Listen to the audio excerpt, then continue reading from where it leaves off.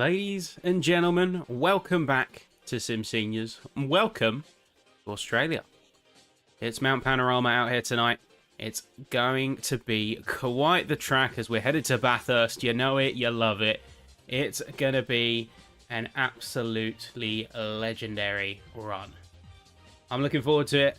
Hopefully you are as well, but we are going to be heading into qualifying very, very soon. My name is Ben Sapsford, aka Sapitron. We had a little bit of a panic moment before the broadcast.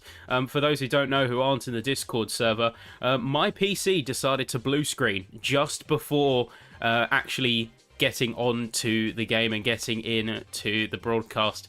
I literally pressed start stream and the PC blue screened, but luckily we're all back, we're all good. We're going to give you the whistle-stop tour of the things to look out for, the things you don't want to miss. Of course, we are headed to Mount Panorama tonight. It's one of the most vertical tracks, without a doubt, on this calendar. And it's going to be surely producing some heroics as we go down there. Of course, qualifying is going to be the major highlight. And qualifying is going to be where the drivers have to bring their A-game. But we have, of course, many racers to look forward to tonight. Key characters, of course, you know them, you love them. First off, we look to gold class with the white numbers. It's Liam Blom, Wolfslenner and Hartnell leading the top three positions with 147, 123 and 116 points respectively. Following on from that, you have the silver class with the grey driver numbers. Oscari Hermate with a solid performance is going to catapult themselves to the top of the boards with 120 points. Ostrachaz is going to be hit with 110 and Patrick Larson with 105. So some great performances around this field. And then finally, with the bronze, you have Kyle Thompson making an appearance, 130 points at the top of the boards with Andy Aldhouse and Ira Visuri in third place, 116 and 101 points respectively. But enough of that now, because we are about to go trackside. Quali is already underway, folks, so let us know who you are supporting in the audience and in the chat below. But let's jump trackside. Let's see who we're on board with. Lenatus, following tradition and being one of the first out there on track. Let's see what he can do. And the big thing to look out for is you want to get a good second sector, and then just out Forest Elbow, you want to really maximize that speed. We're heading up the hill, heading up the mountain. Quite a vertical run. And you have to be getting very comfortable with some of those walls. There is zero room for error here at Bathurst. Looking nice and clean for Lenatus thus far. Of course, everyone wants to be getting their laps out as quick as possible, but more importantly than any other track, you want your own space. Your own space is going to be paramount, because there isn't really any room to get around other cars. You need to have your own pocket of the racetrack to claim as your own, free of dirty air, free of any aero wash, and free of any other cars getting in your way. Very clean second sector here through Skyline, and then out through Forest Elbow, opening up the taps. Let's see what we can do as we head down through. Easily pushing 260 Ks as we go over the crest, down through to the final corners. Almost be a little bit too scary if it was a straight shot all the way till the final. 90-degree left-hander through the chase very nicely, opens it up. And finally now through Murray's. Looking good for Lenatus. What's the time going to be on the board? First time of the session here in Quali. It is going to be a 2 minutes and 1 second. Let's see what the rest of the field can be getting up to. We've got a few different drivers to watch. Dave Marsh with 201.075. Hartnell with a 1.4. Lenatus with the 1.7. 202.4 goes to Hamby. Gaimar with a 201.1, followed by Peter Wolfslenner, the 201.240. Nick Coolan now going to be coming through, and we're going to see what time they can put down on the docket. 201.5, looking very impressive here from them. We have a few other cars now making their way up. Johan Larsson, for instance, one of the main challengers towards the end of Season 6, and a driver that we know has the pace on tap. Many more are going to be making their way through and on to these timing boards now. So Larsson, 201.137, quality first run, and now going to be putting the hammer down as the race is going to be very much dependent on a good qualifying performance. We have the leader of the championship, David Lindblom, coming through the chase now. See what they are capable of. Do let us know what you think of the new camera angles as well, because we are doing a bit of experimentation. Looks like he's going to be yielding off for this lap. Trying to get, like we were saying earlier, a little bit of his own pocket on track, as many more are going to be doing the same. Was Euro P21 right now. Third place in bronze. Solid result thus far. And has certainly got the pressure on their shoulders if they want to make this one work. But already about 5 or 6 minutes into quali here. Only a 15-minute session before a 60-minute race, ladies and gentlemen.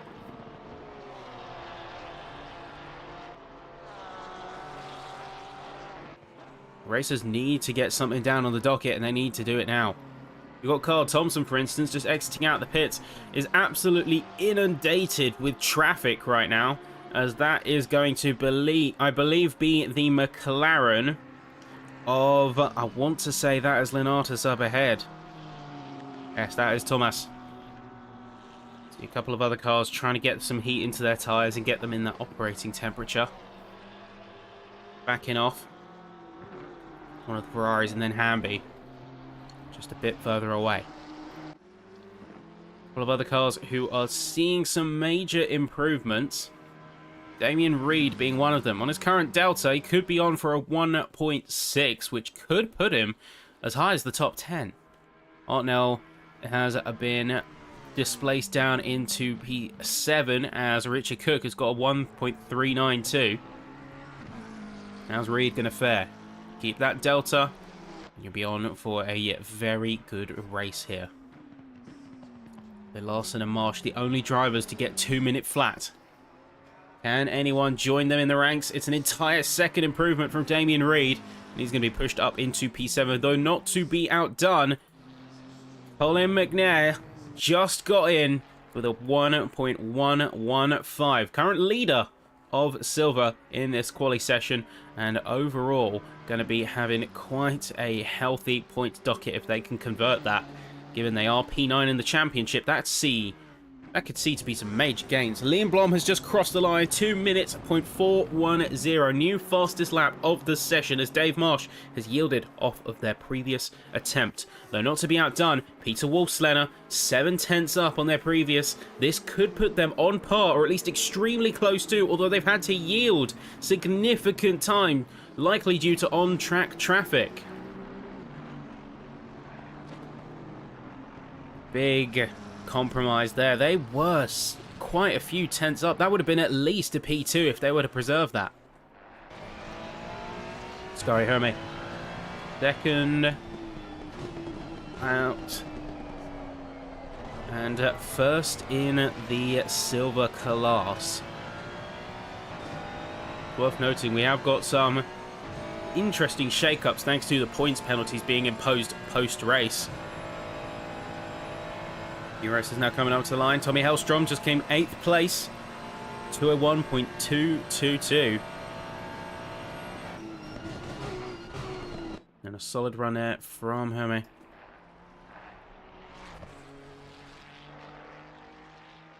1.1 seconds up. They could make themselves the 5th driver to get sub 201. Just need to bring it home. Decent final corner, if a little bit of a drop. But it's enough. It's a .972. Very impressive from Ascari. And 2nd place in silver. Quite a run indeed. Meanwhile, Lindblom is going to go even faster right now. 2/10 down. Heading into the chase. Just need to connect it up. Bring it home. You can see very aggressive on some of those curbs.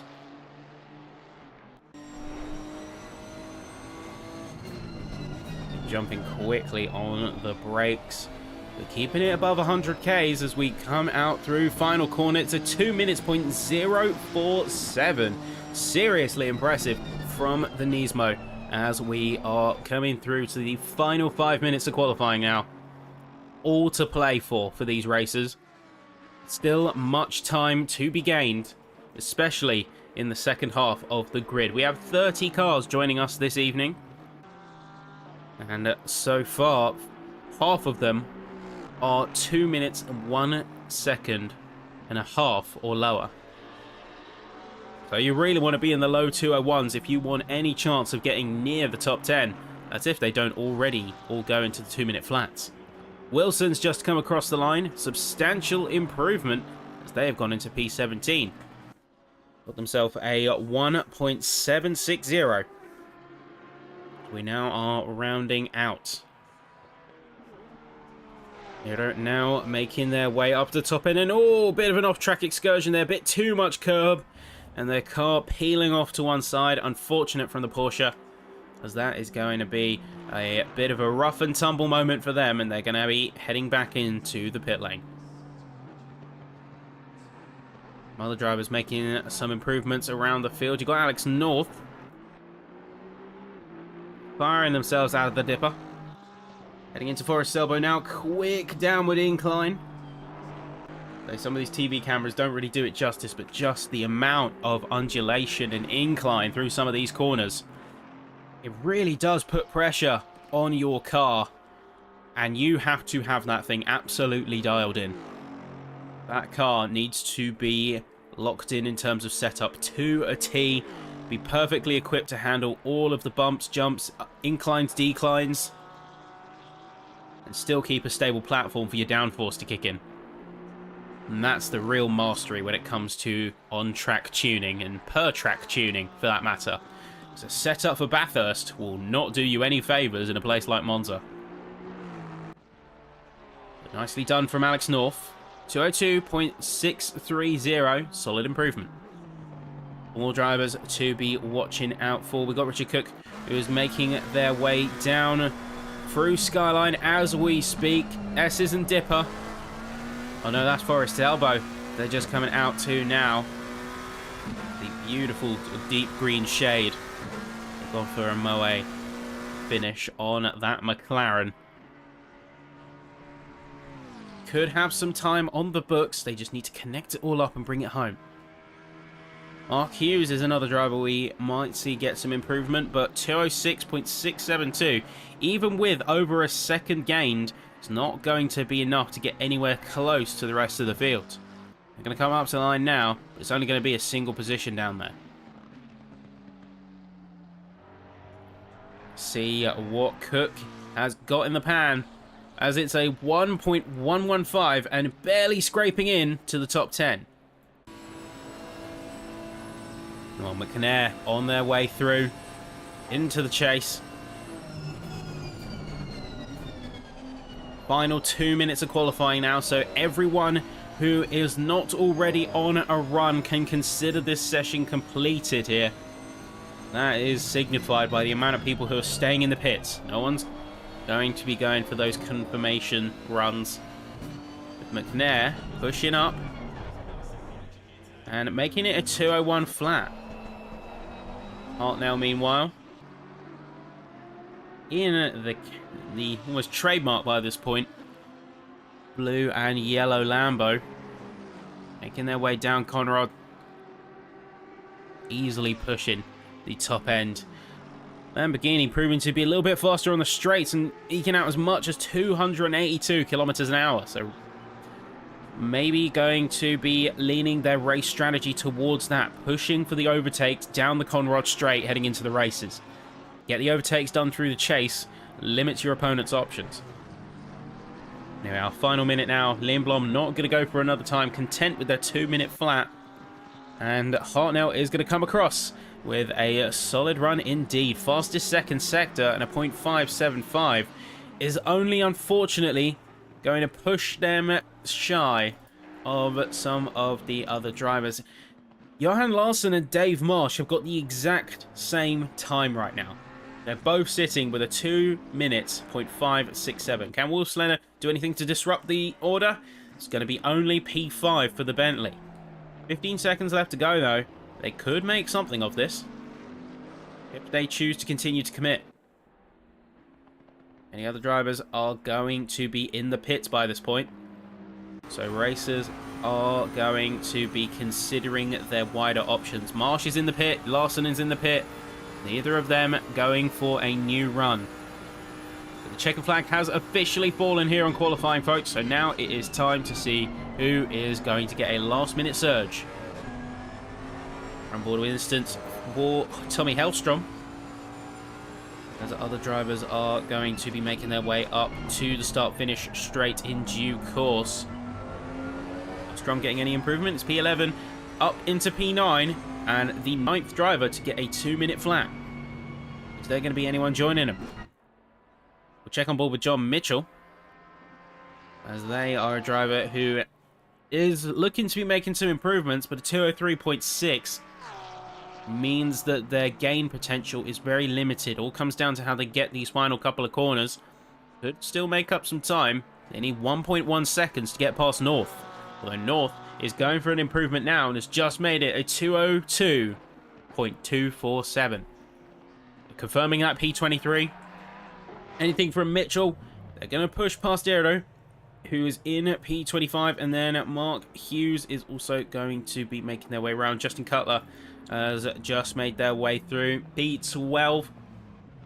And there are many other drivers who are breathing a sigh of relief, I think, as maybe some of the higher point scorers, or at least main rivals for some of these racers, haven't quite got positions they were hoping for.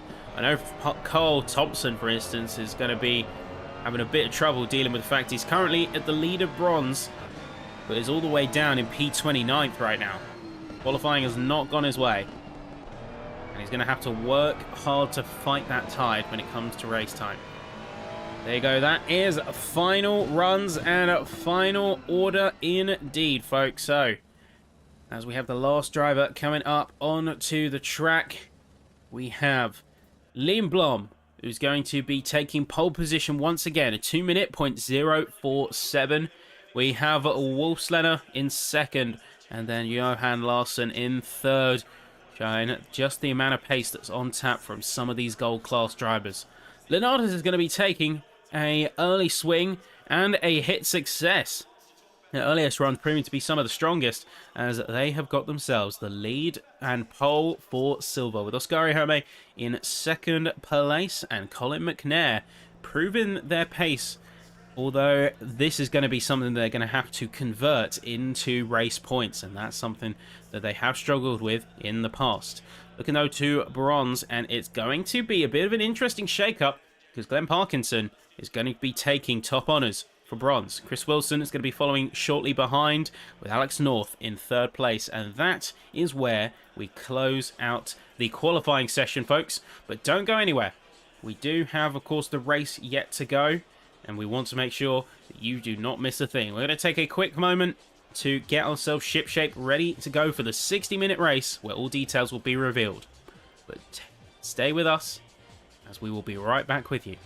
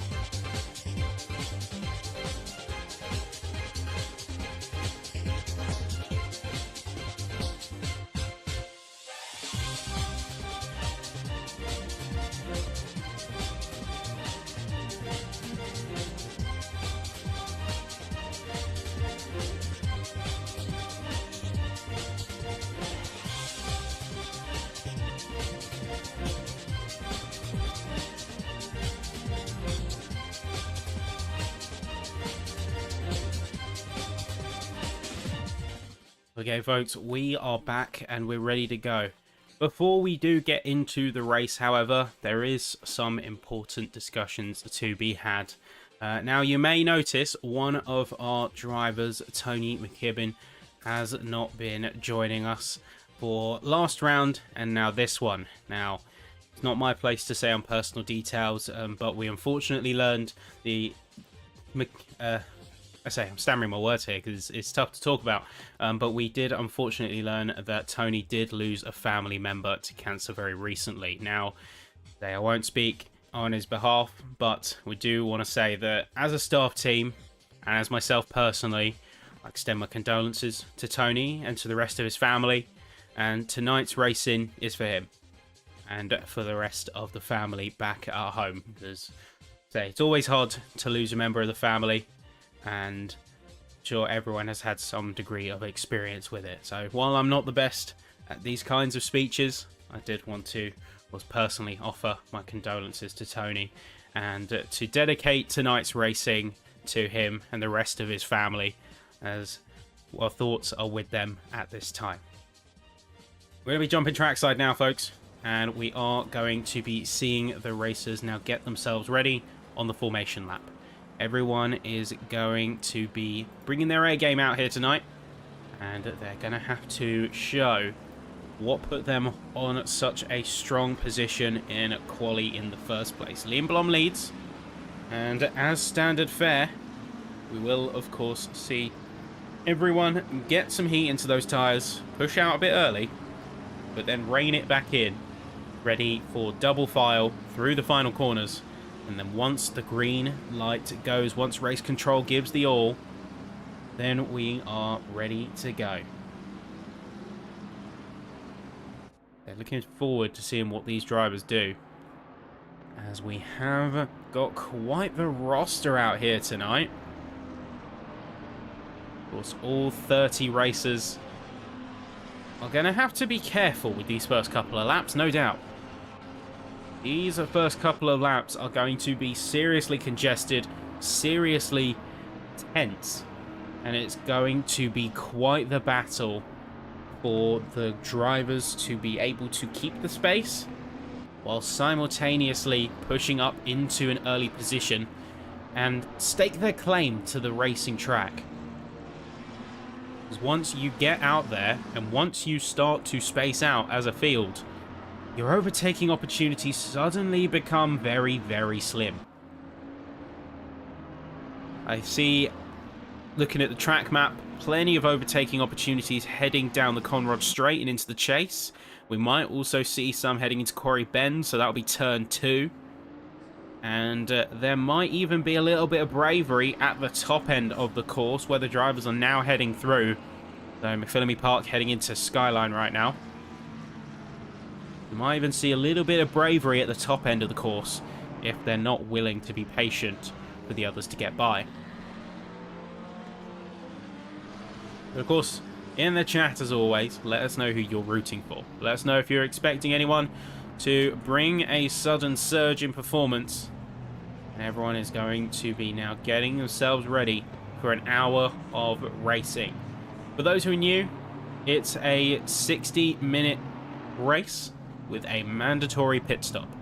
We've got a mandatory pit stop at least for fuel, but tyres are optional. So as always, there is a strategic playoff to be had. Do you go for the tyres and take a bit of extra pit stop time, or do you go all the way and retain a single set to minimise the stop time, hoping that your tyre management is going to be up to the task? That's going to be just one of the many strategic questions we'll see our racers tackle, either in the first 5 minutes or throughout the entire race itself. Many drivers have gone for the very late pit stop strategy, particularly towards the front of the field, running out as much as they can on their initial stints and then pitting at the last possible moment to minimize pit time, get a bit of a run on the rest of the field, and take a bit more of a splash and dash high risk strategy to gain time. And we have seen that play to reasonable effect, especially when you have leaders like Liam Blom who are getting a clear breakaway. Regardless though now, Everyone is lining up double file, getting themselves ready to go. Also, they're going with a late surge. Lindblom is going to be on the inside. And we are going to be rounding out the final quarter. Once green light is called, then all racers are going to be pushing. And now it is time for the 6th round of SimSeniors. The track is hot here in Australia. It's a beautiful sunny day. It's 28 degrees on the track. And it's going to be fire and brimstone out on that race course. Let's see what they do. And here we are. Racing is underway, and immediately an early challenge being pressed by Wolfslener. They're going to be side by side through that first corner. It's going to be absolute chaos as we head through these first couple of turns. We're already seeing some drivers take to the gravel as we are cresting over, heading up the hill already. Positional trades to be had left, right, and center as Lindblom is going to be displaced into second. And then a solid move from Wolfslener, putting down that early pressure in the Bentley, giving it their all to take top honours and take the spot. We do see some major flags coming up from the field, however, as it looks like there has been a bit of anarchy further down. Warnings are going to be set and going to be permeating the entire course. Take a bit of a helicopter cam, see exactly what's going on from some of the racers. See if we can get a bit of a wider arcing shot. Looks like only minor contacts at this point in time. No major incidents to be reported. Although saying that, I'll give it 30 seconds. Lindblom continuing that high level of pressure. Heading through Forest's Elbow. And see these first laps are going to be pretty intense ones.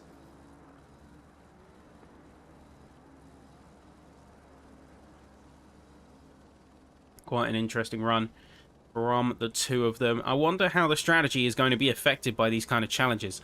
Looks like we have got Niesbet, who's had a serious issue with the car and is going to be encountering some major trouble. They're not even coming up on splits anymore. I have to wonder what has happened to Niesbet over here. Flores trained to the front as they are going to start spacing themselves out. Lindblom in a bit of uncharacteristic turmoil, but looking a bit further down, Colin McNair is going to be in 8th place and looking to do a bit of chasing down. Damien Reed now into the pits alongside Thompson and North. So even if it wasn't a major incident, they have still picked up a bit of damage to the point where they warrant heading into the pits. Looks like they are going to be suffering a little bit of car trouble as the race is going to very much heat up. You can see a bit of wobbling from some of the field, but mostly gaining their composure. Lindblom hot on the chase. It remains that way as the session continues.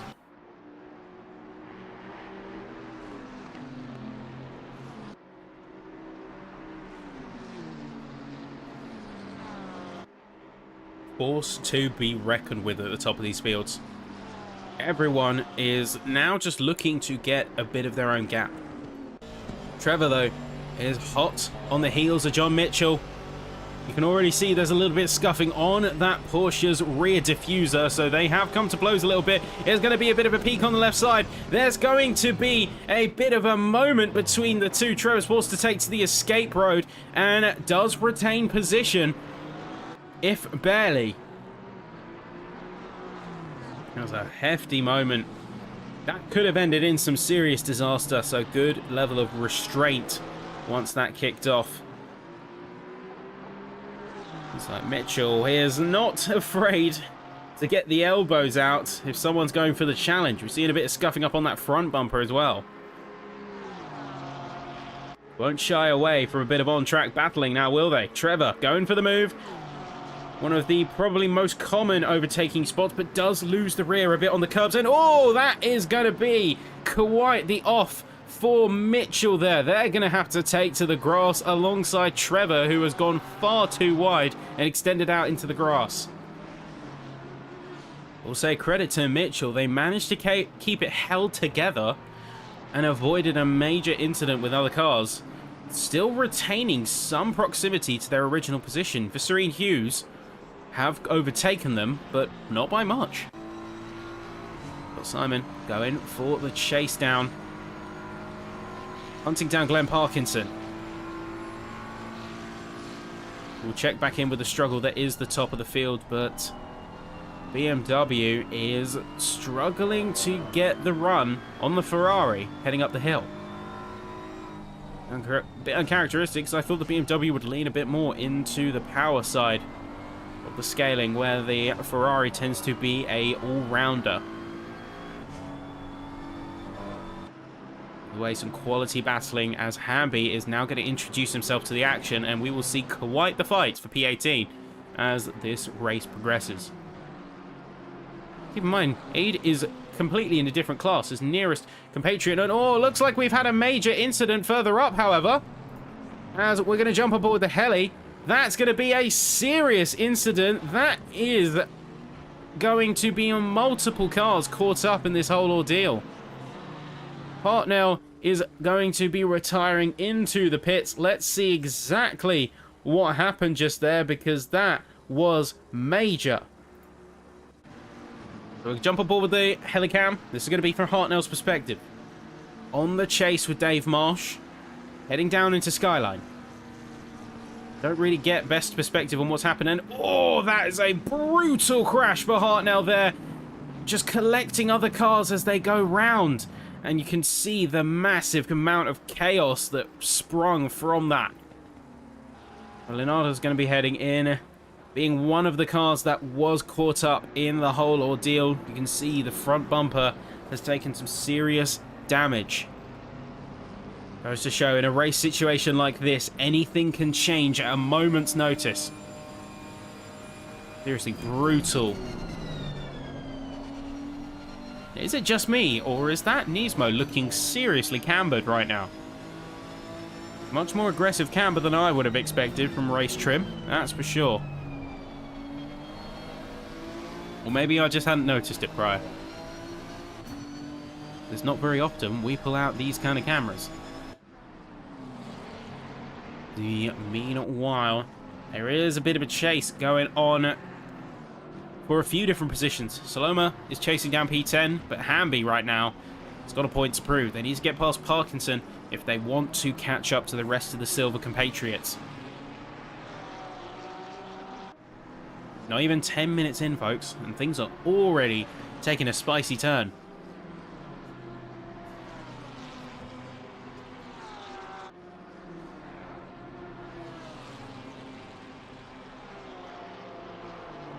As we'll keep an eye on these races as things do progress. Clean lines from the both of them all the way through the second sector. As they exited out of the Dipper and now into Forest Elbow. A good run on the exit here can set you up very nicely for an overtake, heading into the final couple of corners. Not quite getting the proximity, but not going to shy away from the attack either. Meanwhile, back up at the top, looks like Lindblom is trying to chase down the Bentley and has finally got a bit of close proximity, but isn't going for the move just yet. Either biding their time or actually struggling to get past. It's probably one of the tracks where the Bentley does really show its strength as a formidable competitor. While the cars are BOP'd, they do have their unique characteristics to consider. Some cars will be more power-oriented, others a bit more cornering, weight distribution, handling characteristics, all play a major role. What car is right for you, and what you can extract the most pace out of.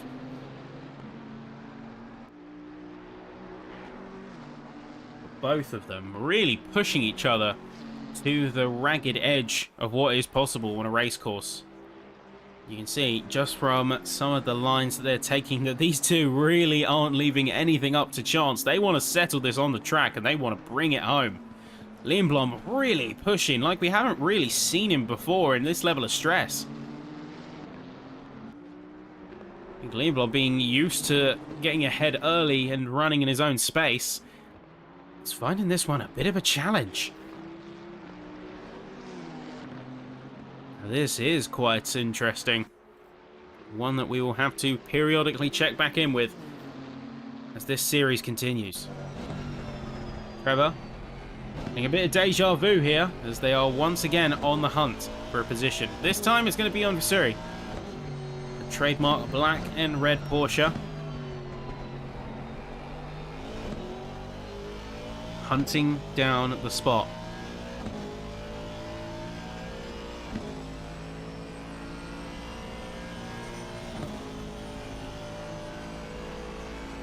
Not quite getting that proximity.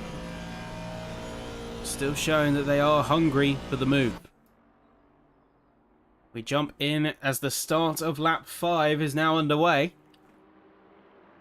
And it looks like the two are giving each other a bit of flash. Or at least Wolfslenner is flashing his lights. That can mean one of two things. It can either mean that he's trying to signal the back marker up ahead, or he's trying to say that he wants Lindblom to try it on. He wants to see how this fight will go. He's almost challenging, waving the carrot as a means to say, you want to race? Let's race. Show me what you got. This is where things do get spicy, because the two are really pushing as much as they can right now. Lindblom, I think, has a couple more tenths in the tank if his last and best laps are to be believed. It was about half a second down on his last lap compared to his best.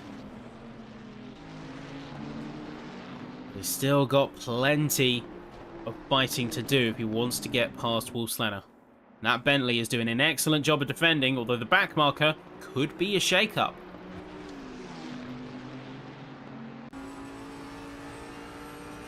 Taking a look on board from the leader's perspective. See where he's chasing down. Both of them getting past the back marker quite efficiently.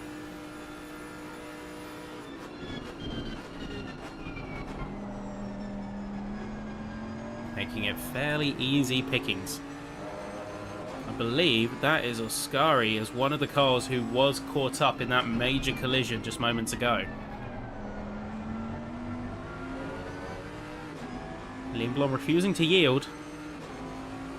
See, chasing down, hungry at every opportunity, peeking to the left momentarily, either to throw off or genuinely try and tee up a move. A little bit of squirreliness on the throttle heading out of turn 1. Things are going to get only more and more intense from here. Hunt is on. And the racers are prepared. And looks like Lindblom barely going for it.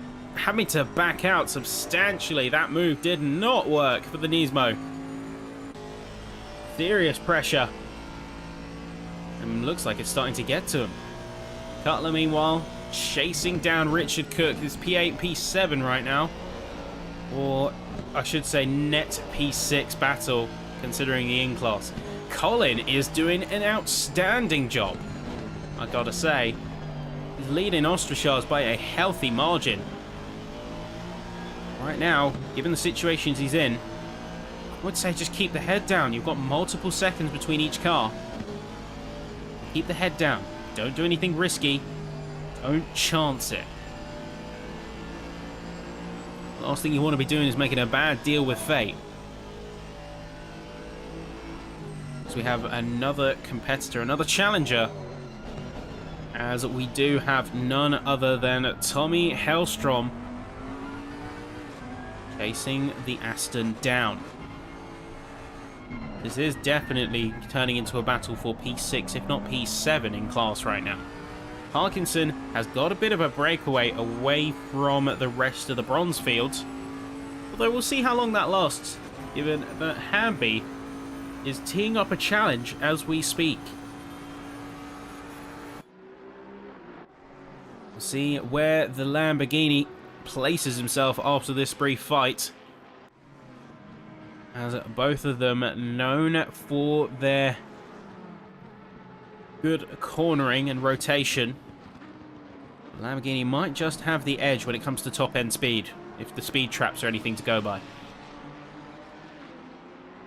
You can see, really trying to close in right now. Looks like we have had an incident from Damien.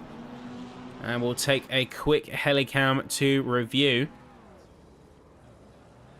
Looks like we just saw him spin out through Skyline. And trying to get himself turned around without impacting and whoa, reversing onto track. Not a good idea at all. That was a seriously high-risk move. I was kind of hoping that wouldn't happen.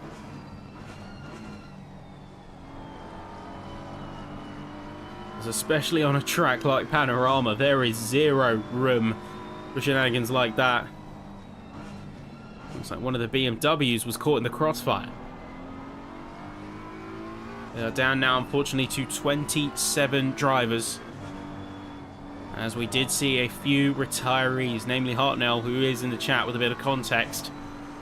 So wasn't able to return to garage because as soon as they did get the chance to, there was contact and their car was considered moving, which, fair enough. Can't always get out of the way in situations like that. 100% understandable. But chin up, we move on for next race. Hope all is good. Let's check on board with some of the racers further ahead. Lindblom has managed to get back the second that they lost with the failed move heading into the Quarry Bend. Just lost lap. Really has pushed to try and gain up for lost time. And has matched their fastest time. Millisecond for millisecond. That is insane. Their last best lap was literally a .957 and now they've just done it exactly again. That is a ridiculous consistency from the Nismo. Shows that they do have the pace on tap and they will not be limited by their opponents. And now he's going to waste no time. Going to go for it once again. A Quarry goes for it a second time, but doesn't have to yield nearly as much, contrary to previous. Is this going to be the move that does it? Stay on board with the Nismo right now. Hunt is well and truly on.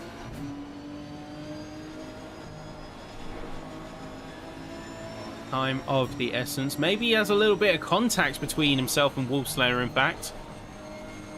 As we are getting the incident flag briefly being shown.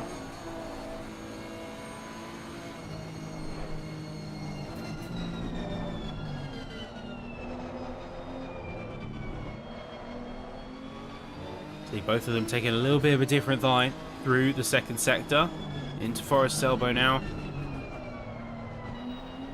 Keeping the car gripped up, keeping the car smooth and progressive on the steering. Now you conserve your speed, conserve your momentum throughout this entire stint. Good gripping up means good tyre management. You're not going to be scorching those tyres with additional speed scrubbing. It peaks around the outside through the chase. Doesn't go for it. Could tee himself up for a switchback here, though. Very close to the back bumper. Peeks out, two wheels onto the grass, then back to the right side. Commanding the space, or at least trying to, from Wolfslayer. Goes for a bit of a dive into the inside, and oh, that's contact between the two. That's a tip on the rear, as Wolfslayer does close in on Lindblom. Both of them are going to yield, and that is going to allow the back marker of, I believe, Ascari to once again get by, but Wolfslayer and Lindblom remain in the same place. Now, we know that Lindblom is an honourable driver. He's not going to take a position following a contact like that, and it's good to see that sportsmanship being shown from both parties. Almost means to say, like, if we're going to do this race, let's do it cleanly, let's do it fairly, and oh! Serious impact, serious collision on the side of Wolfslayer. He's been absolutely tipped round. We're going to have to get a replay here on the helicam just to see exactly what happened. I'm not sure if there was contact involved. You can see once again running it back for a second. Goes for the overtake on Ascari. Is there any contact? Oh, it's actually contact with the back marker. It's contact with Herme. Not going to be an easy one to explain back home. Looks like Niesbet is having a bit of their own issues as the BMW that was impacted by the reversing onto track just moments earlier.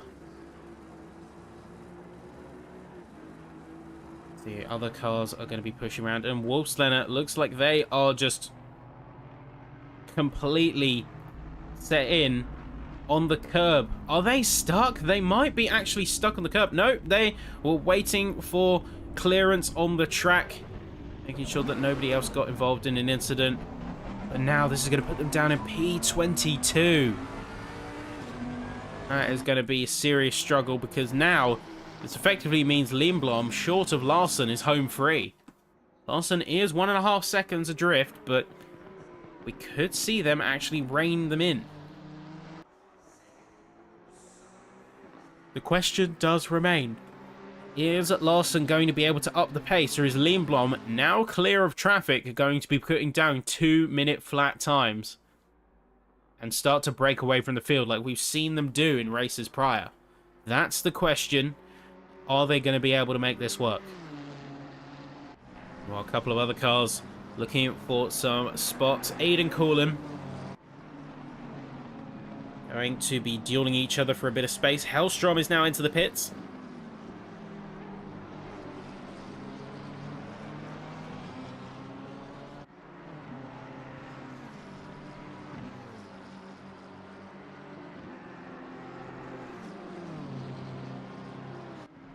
At this point, 20 minutes into the race, it becomes more about a race against time, because your opponents are going to be gauging how long they can run their current stints, where their strategy lies.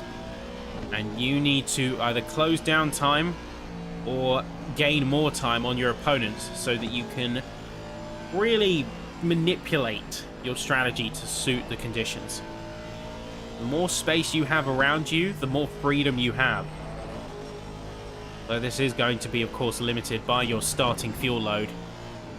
There's only so much flexibility that you can afford, and too much flexibility means that you've overfueled the car.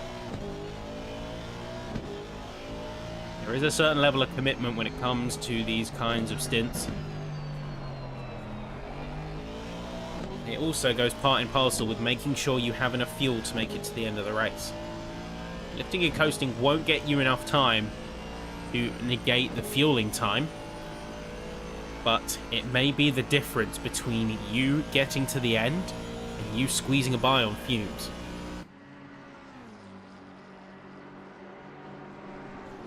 There's much strategy to be had and much more racing to be done. Lindblom has gained a second on Johan Larsson since being in first. I think we might be seeing a scenario where they have now got an opportunity to make a break for it. Well, the pressure is certainly on for the rest of the field, and this is where Larson, Marsh, Germar, etc. are going to have to get creative with some of their strategic options to compensate for pace. 201.3 last lap from Lindblom compared to a 202.1 from Larson. That's the kind of pace we're talking about here. Hamby, meanwhile, on the hunt.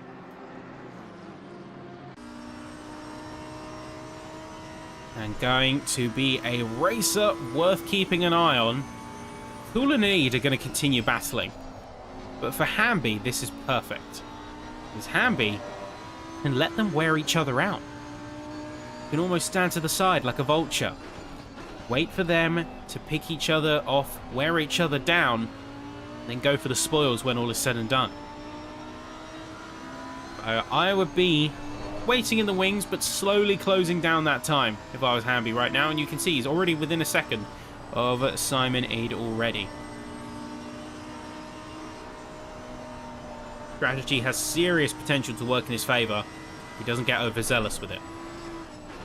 Let the two fight as best as he can. And like he's done here, now he's brought himself into the fight in a much more substantial way. We'll be soon making our way to the halfway mark. I gotta say, Simon is getting a little bit too aggressive with some of his corner lines. This has left him in a tough spot, as now the Lamborghini is going to be peaking for a move. Over the crest now, and it's looking like Hamby is going to go for the move. Heading into the chase, although he doesn't quite have the top end of the BMW, it looks like. In a bit of a twist of fate. The BMW M4 proving to be a pretty tough adversary, although he's going to yield off. I'll say that is a curious choice, considering they are direct competitors and he wasn't going into the pits. Simon yielding off in this situation does beggar a couple of questions. Maybe he wants to use Hamby as a bit of a tip of a spear. Let him go ahead, knowing he's on better pace, and then slipstream behind him to maintain his own car. We'll have to wait and see with that one.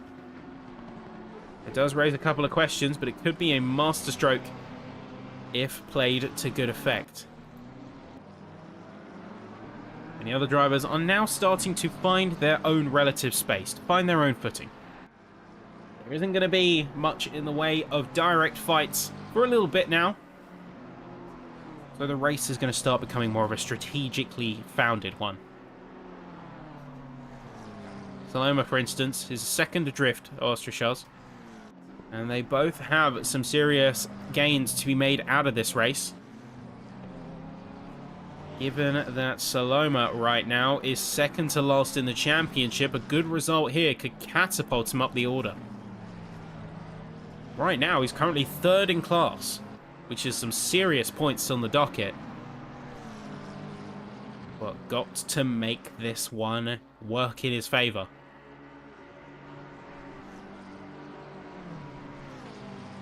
Otherwise, there will be a bit of uphill work to do for the rest of the season, with only a few rounds left to go.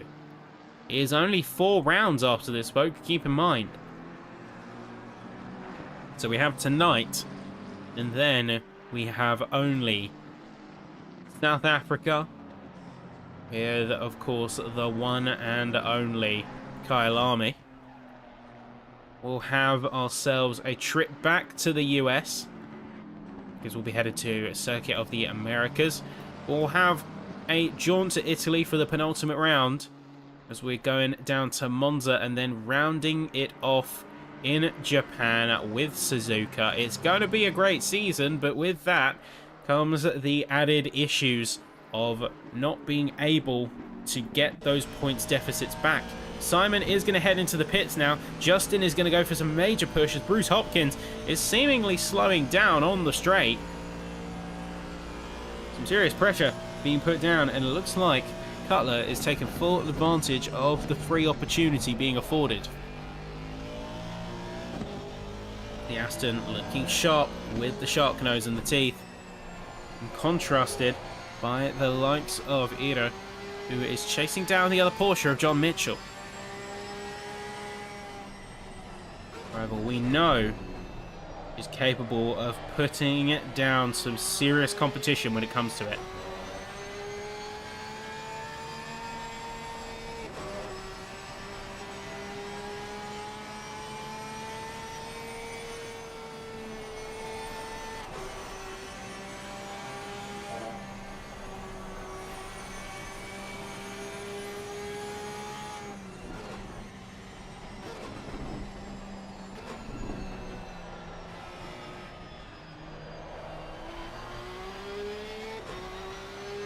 Taking a moment to observe on board with Ira as they're chasing the other Porsche down, and really coming to appreciate being on the edge of performance, as those margins between a solid run, a solid lap, and the wall are near non-existent.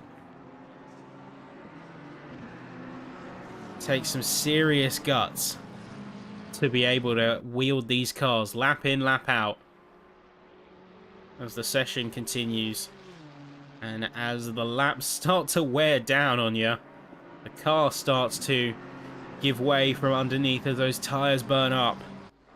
You have to be a little bit more conservative on the rubber. But let's check in with our field as we are officially at the halfway mark, and as many more drivers are set to go into the pit lane. Taking your podium tour. First things first, Lindblom has got some serious gap on the field with a currently 7.4 second delta to Johan Larsson, who is in second. We have Marsh currently in the third for the gold class, and that is your top three for the white driver numbers, as we see a couple of passes with blue flags being made. Colin McNair is going to be your leader currently for the silvers, and with a substantial margin too, as Ostrachaz is chasing down the likes of Richard Cook to start to make up time. Really put down some pressure, although not to be trifled with. Just behind, Odger Saloma is in third place, and in the Bilstein McLaren is looking sharp and ready to party. Finally, looking to the top of bronze, we did have just for a bit earlier Glenn Parkinson, but they have since gone into the pit, so we're likely to see this change. But John Mitchell currently leads for bronze alongside Eero Vasuri and Mark Hughes being our top three as of current. Meanwhile, we see some big jumps into the pits. Dave Marsh is going to be taking top honours, as we can see many other cars are now heading into the pit lane. Ostrachaz chasing down for P6, all the same with Cook, undeterred. But many of the top end are now pitting in. And I gotta say, for some of these drivers, it's uncharacteristic of them. We've seen many a racer go for the late pit strategy, pitting within the final 10 minutes of the race and then going for a splash and dash, as opposed to what they're doing here. So maybe there is some other factors that are pushing them to a more conventional strategy. I know it can be especially gnarly on the tyres if you're not careful around this course. That could be playing into it.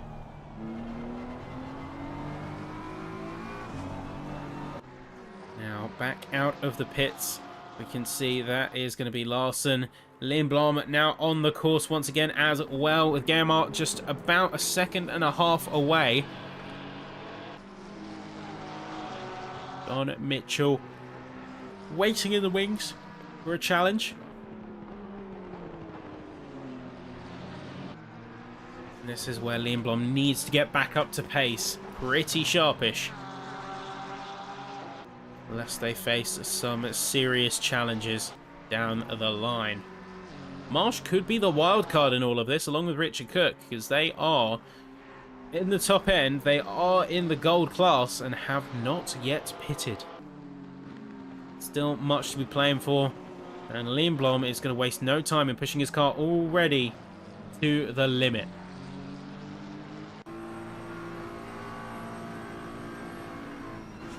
Ostrachaz, meanwhile, chasing Cook. Going high aggression, early days.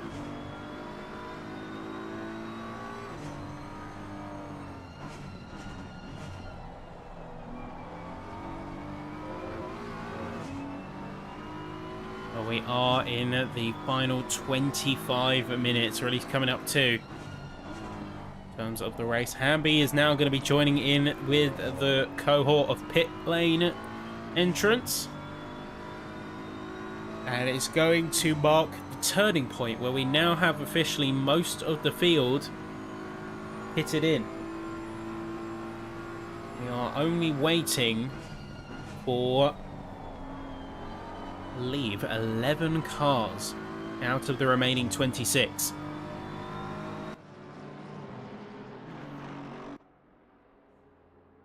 Simon looks to be teeing up a move on Hopkins. Quite a successful one at that.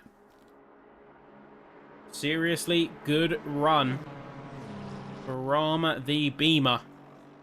And a quality run to close out the position. It's like Vasuri is in as Hamby is out. And exiting just up ahead of, I believe, that is going to be Alex North, albeit a bit of a different situation as they are a lap ahead. Hellstrom is going to be their real target, a second and a half away. Any other cars are going to be thinking about their next options. For instance, Saloma is hot on the heels, as they have now got themselves quite good proximity to this grid of cars.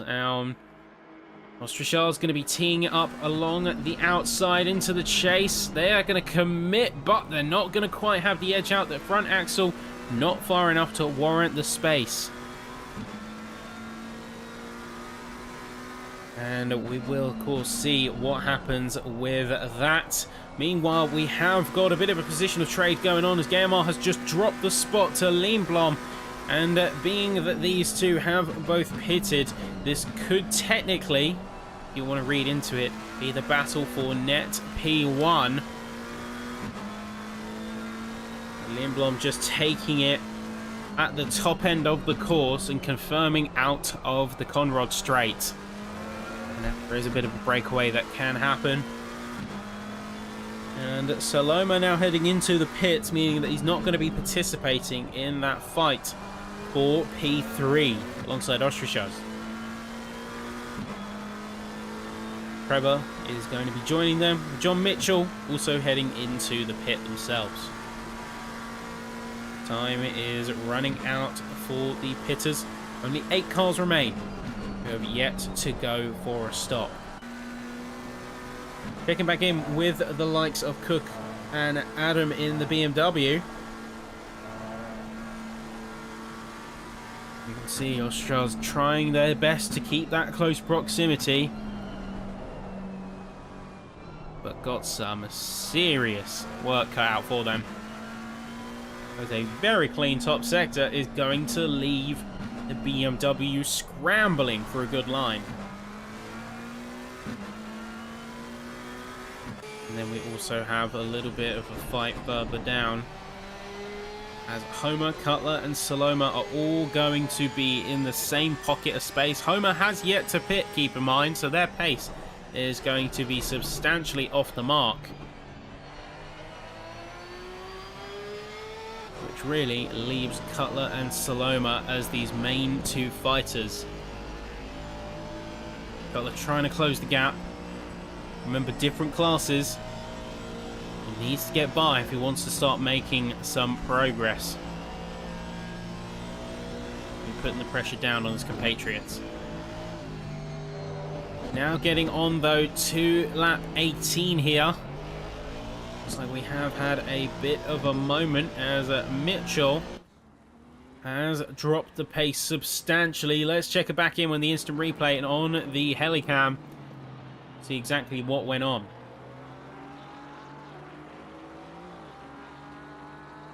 The taking the heli. And oh, it looks like maybe a little bit of lift off oversteer. Not able to rein the car back in for the left-handers, as they are now going to RTG and get themselves out of there. Scary chasing Glenn Parkinson down in other news. Nick Coulin is going to head into the pits.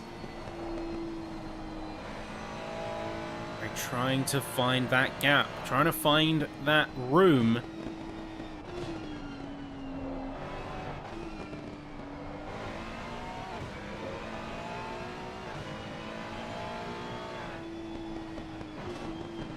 Racers going to have to keep their wits about them.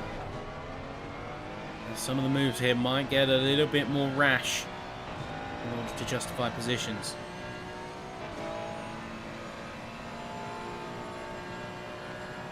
We got Mitchell in at the pit. And don't know if we're going to see them back out on the course.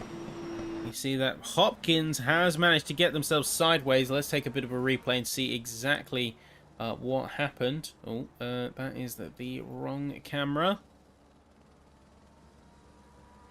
Like the mapping on the cameras didn't quite want to play ball there.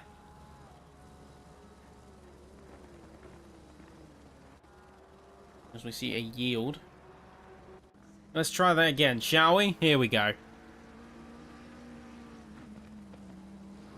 The Skyline, Dipper, S's, all form a singular complex that's kind of tough to get right. Big impact into the wall, and almost forming a perfect roadblock. Lindblom has to yield significantly in order to get out unscathed.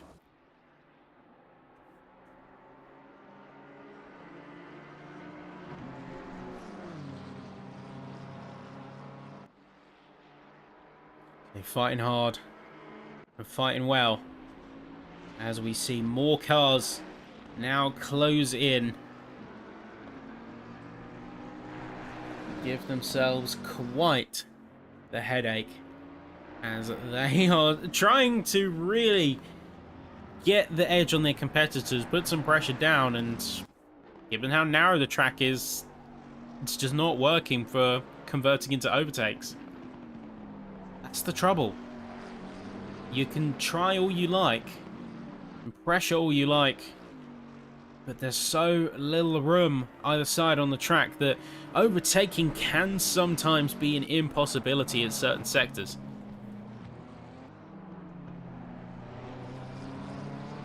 Something for the drivers, in a way, to plan for and to be acutely aware of heading into the season.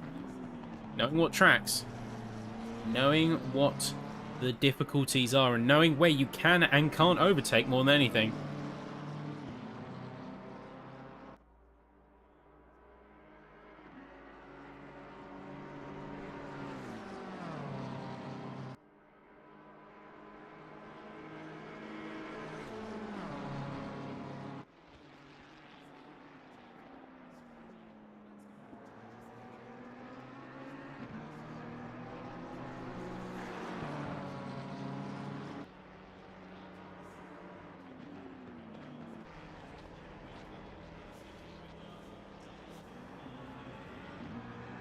You can see Ostrachars, after a long heated fight, is finally going to be jumping into the pits. And one of the last few to do so. Only Marsh, Cook and Homer remain out on their initial stint. And this is going to be an interesting scenario for the drivers to navigate.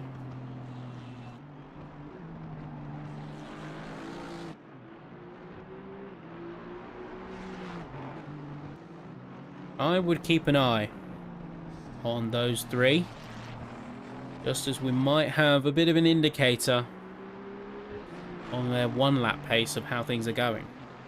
Last lap it was a 1.977 for Marsh, a 3.862 for Cook, and a 205.605 for Homer, although that was their fastest lap.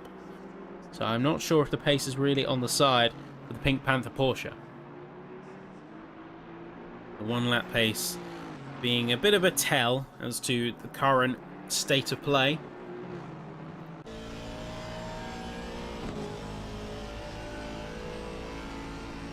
Does leave a couple of asterisks in the race strategy.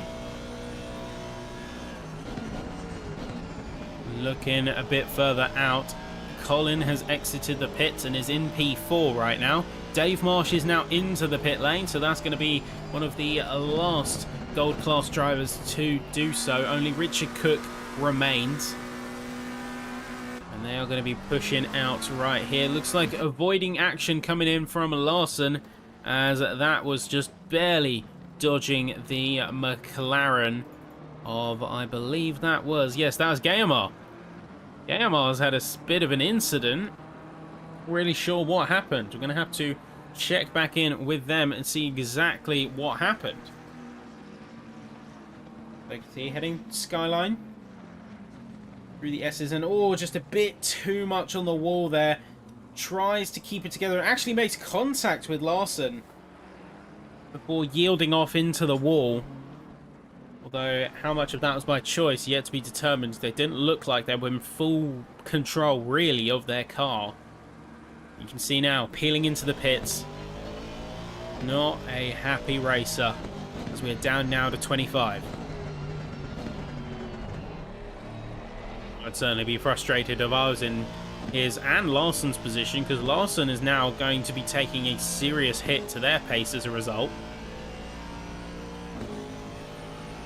They would have at least lost a second and a half just on damage alone, given that their aero surfaces are now going to be impacted. Let's get MR in the pit. Last minute needed repairs. And Trevor chasing for the spot. Hughes is in the crosshairs. Goes for it. And that is going to be a solid overtake from the Aston to take P16. Quality run there. Colour me impressed.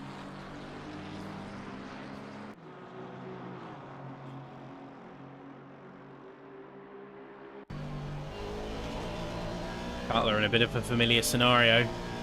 Tucked behind Saloma. Nowhere to go. Bilstein McLaren is striking, but also proving to be a real roadblock for the Aston Martin right now. Let's take a quick check up at the leaders, however, as it looks like we have got a bit of a crossing of the roads. Lindblom and Marsh have reunited on the course after several push laps from the Nismo. Is there going to be much fight from the Porsche to retain their spot? Best lap from the Porsche is 1.3 seconds slower than Lindblom. 201.8 versus a 2-minute 0.5.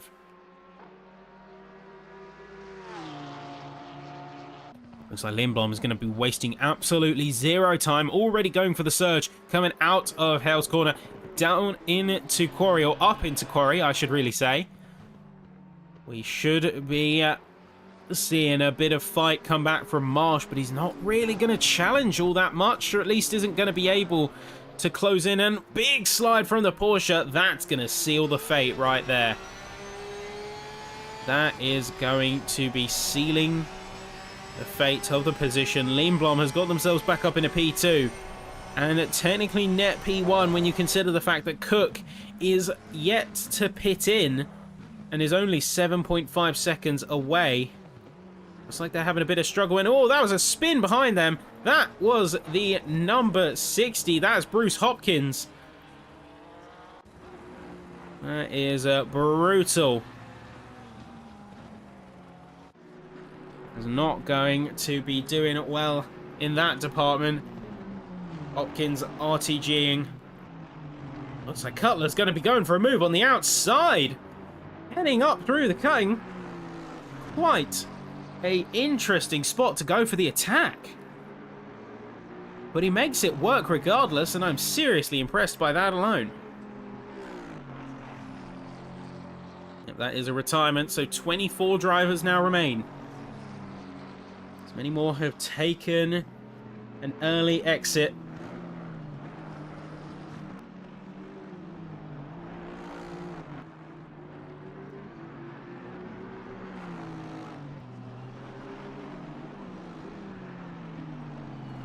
Final 10 minutes will be soon approaching, and this will be the time where drivers have to decide their level of commitment. Are they going to go for these moves, or are they going to play it safe and confirm safe points?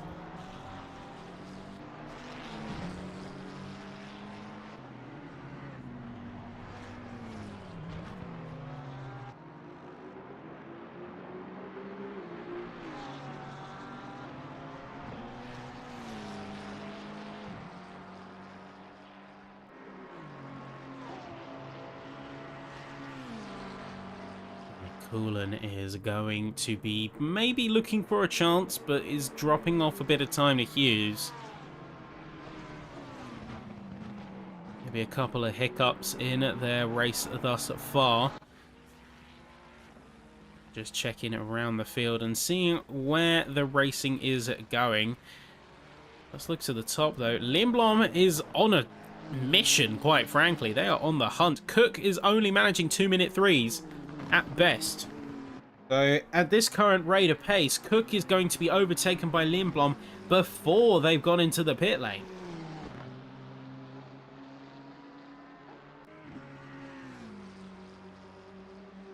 Seriously going to be pushing is that Nismo. And this is quite a scary circumstance for Cook right now, to be frank, because He's gone for the super long early stint. He's committed to it. He's not managing to match that pace and really bring the hammer down in the same way that the rest of the drivers are.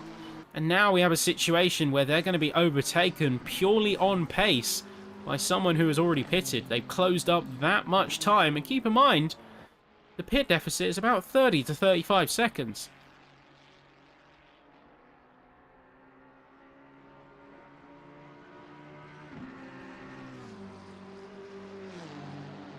Time is going to be running out for the leader, but checking in a bit further back, we can see that Hughes and Coulon have really closed up on one another, in part because Homer is currently lapping at a 2:07. Keep in mind, they have not pitted either, and they're currently 15th out of 24. Those tyres are going to certainly be calling out for some help. It looks like Hughes and Coulon are going to get an easy passage as Homer remains on the more pacifist side of racing. We're seeing Nisbet have a bit of trouble as they are going to be yielding off to one side. Looks like they did have a severe incident. They are going to be yielding off into the pit. But now, eyes front. 0.547, new fastest lap from Lindblom shows their commitment to chasing down, and looks like we just saw Cook have a major spin. Let's take a look from the perspective of the second place runner. Does actually yield off to allow Cook to retain the position though. But that's not going to say much as they're still going to get the chase and still going to get the move done. Out through the Conrod straight into the chase. Dave Marsh has been allowed to get a lot closer as a result of this exchange. Could leave Cook in even more trouble. But they're going to be heading into the pits. They're going to be dodging the issue entirely and conceding the fact that their pace has not been enough to win them this day.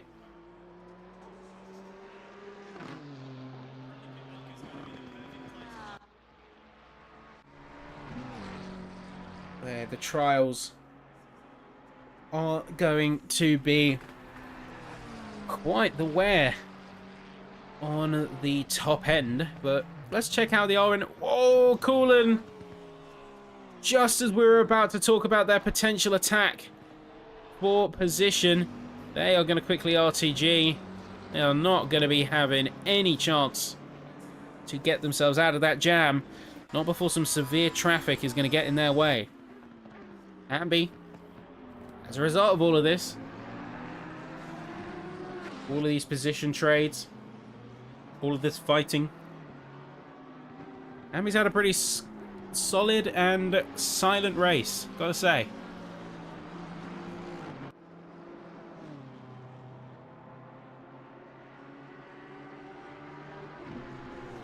Amby is going to be currently in P9, net P4. As P1 in class is going to be going to Colin if all remains as standing. And he brings it home. You were talking before about being able to convert those solid moments of pace into some serious points. Looks like this could be the one. This could be the one that puts our current league owner on the racing side of the map. And I know he'll be pretty pleased with that one. Checking around the field, everyone's got a bit of room. Well, there is 1 point of stress, and that's going to be from Patrick Larson's end, as Paul Hamby is going to be sniffing out a silver podium. You can see it on the cards. They can see it in the books. And they just need to make it work on the track as they are closing down some serious time. The pace difference between the two is minimal. 0.8 versus 0.7. So really, all it takes is a solid move from the Lambo, and they'll have it round. A solid defense from Larson here, and just putting out some good pace will prove to be just as much in their favour, though.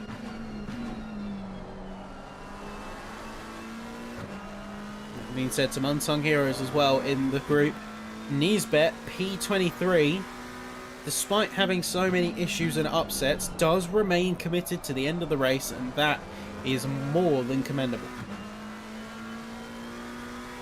What we want more than else in the field is the ability for drivers to be able to push and to be able to finish out the race, commit to it, even if it doesn't quite go your way. That's always going to be the stress point, and where some drivers may retire, which is well within their right, you can still get some points on the board by just bringing it home to the end. So here you go, that's Nisbet in the British Racing Green BMW, making sure they don't pose an on-track obstruction. They're still running their course. Homer is finally going to be coming into the pits now as well. They are going to be peeling in and going to be the last car to take their mandatory pit stop out in this field. Crazy thing though is, look at Lindblom. They're already 7 seconds clear of Marsh. There is truly some terrifying pace on tap. And not only pace, but consistency. The level of consistency from that Nismo is something else. I don't think, since they've got their own track space, I've seen them deviate from anywhere lower than a 2-minute 0.7.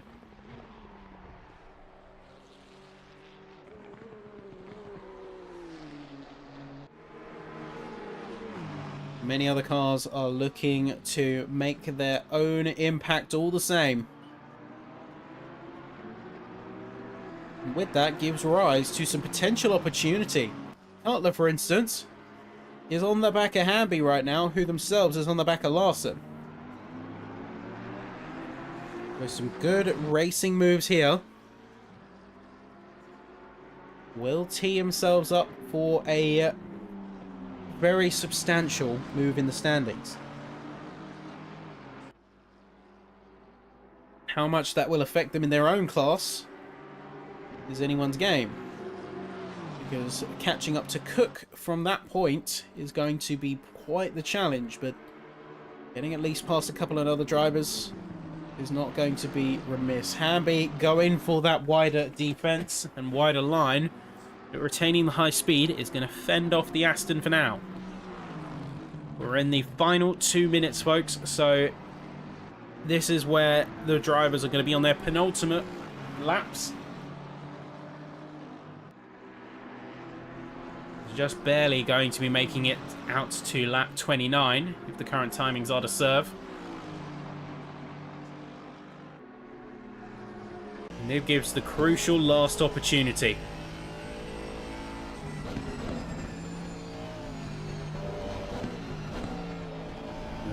We can see more fighting happening. Hamby with a little bit of a squirrely tail.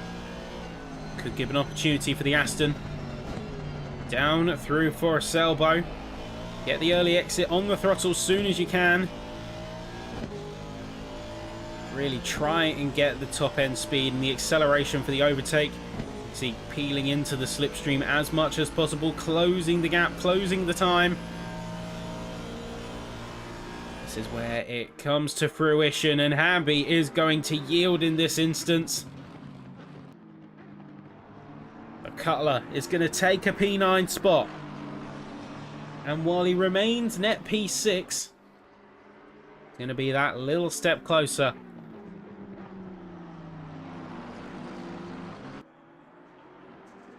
Now, final few minutes.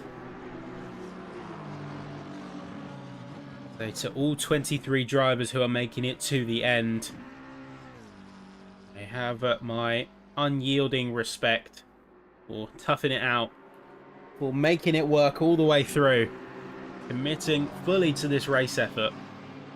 That's what it's all about. Cutler isn't going to be stopping at just Hamby, though. They want to also take Patrick down a peg. They do have the better one-lap pace. And it's shown with a solid move. Out of quarry, into the cutting. Not sure how much was yield versus full-on attack. colour is going to be getting that break into 8th place now. And is not going to let anything stop them.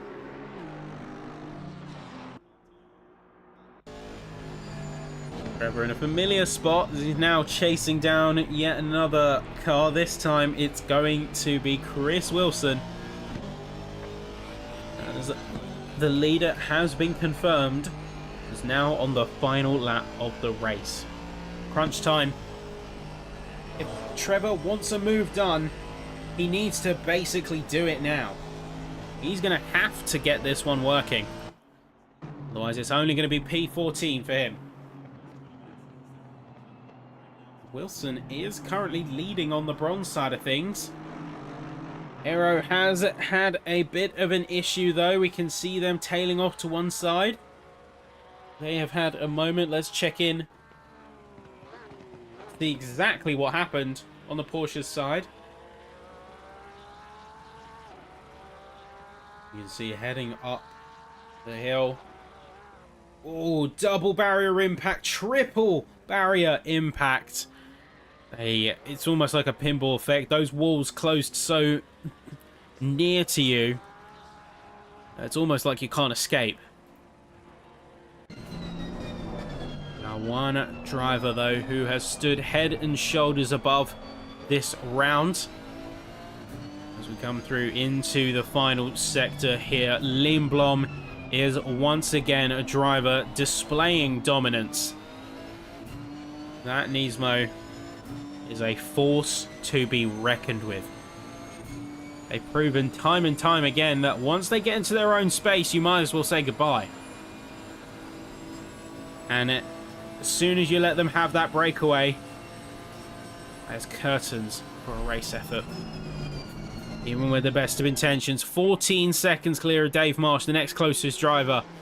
Lindblom is coming up to the line now and is going to signal the end of the race. Aero, I believe, tactically yielding off a bit as well as genuinely struggling with the car in order to concede a lap earlier. But there you go. The leader has officially finished the race and Lindblom takes it. The checkered flag for the 6th round winner of Bathurst. And here for this 6th round of the season. Goes for a bit of donuts, having a little bit of fun as more drivers are crossing the line. Dave Marsh is going to claim that 2nd place spot. And then we have Larson, who is a bit further behind, taking 3rd. McNair is going to be taking a silver win as well. Going to be an impressive run from the also Nismo. And then you have Ostrichars in 5th place, but 2nd on the silver docket. Many more cars now making their way through. Cook, valiant effort, and still makes P7 despite the ailing pace. And a pretty beat up looking car, I do have to say. And then you have Patrick Larson, who's going to be taking 3rd place for silver. The other podium just barely escaping the clutches of the likes of Hamby, Saloma, etc. Finally, you have Chris Wilson, who is going to be taking the win here for bronze. In an interesting turn of events, Glenn wasn't able to pull that one back. And then you have Wilson, followed by Hughes. And then coming through soon, with the rest of the field of Missouri. Despite that issue on the course, and despite that serious damage they took, they make it home and take the 3rd ring in bronze.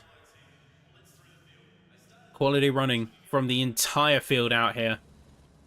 And last cars are making their way. Oscari being the last one out, I do believe. And there we are, folks. So, unfortunately, we do not get to see Hartnell, Thompson, Reed, Lenatus, Mitchell, and many other cars. Alongside Hopkins, Coolan, in fact, quit out, and then Niesbet. But then a great job had by all the racers bringing their A game.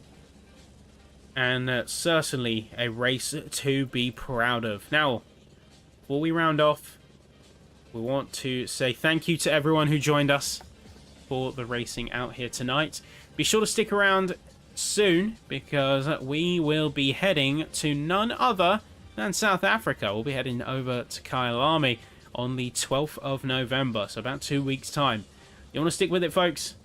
If you enjoyed what you've seen, of course, give us a like on the stream. Give us a little bit of love. Join our Facebook page and then eventually the Discord if you want to get involved.